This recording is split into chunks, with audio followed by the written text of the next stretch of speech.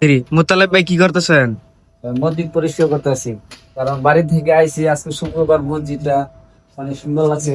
এই যে দেখাও, কত সুন্দর মসজিদ দেখছেন।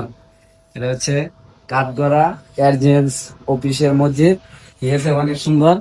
এটার মধ্যে খেদমত করতেছি। এই যে হুজুরা আমাদের আসলে কি মসজিদে খেদমত করলে আল্লাহ তাআলা দিল পরিষ্কার করে এবং অহংকারী মুক্ত।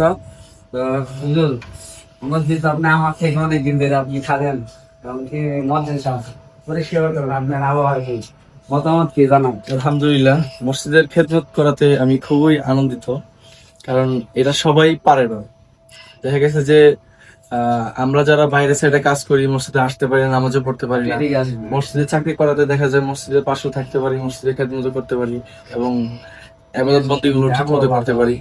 সবাই দোয়া করবেন আমরা যেন এই রমজান মাস উপলক্ষে সবাই নিজের গুনাহগুলো মাফ করতে পারি, বাবা মার খেদমত করতে পারি, এটাই আর কি।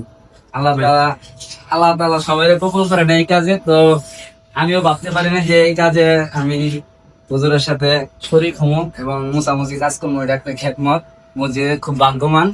তো সবাই যারা আছে মসজিদে খেদমত করার চেষ্টা করবেন, মসজিদ পরিষ্কার করার চেষ্টা করবেন। মসজিদ পরিষ্কার করেন, আল্লাহ তাআলা আপনার দিলকে পরিষ্কার করে দিবেন, তাই তো না হুজুর? হ্যাঁ, আল্লাহ তাআলা বলছে যে মসজিদ পরিষ্কার এবং আমার ঘরকে পরিষ্কার রাখে, যে পরিষ্কার করে আল্লাহ তাআলা তার দিল এবং অন্তর পরিষ্কার করে দেয় এবং বিপদ আমল থেকে হেফাজত করে রক্ষা করে। তো সবাই ভালো থাকবেন আর মসজিদে অবশ্যই ভালোবাসবেন মসজিদকে এবং মসজিদে খেদমত করার চেষ্টা করবেন। তো বিদায় দিচ্ছি, আল্লাহ হাফেজ।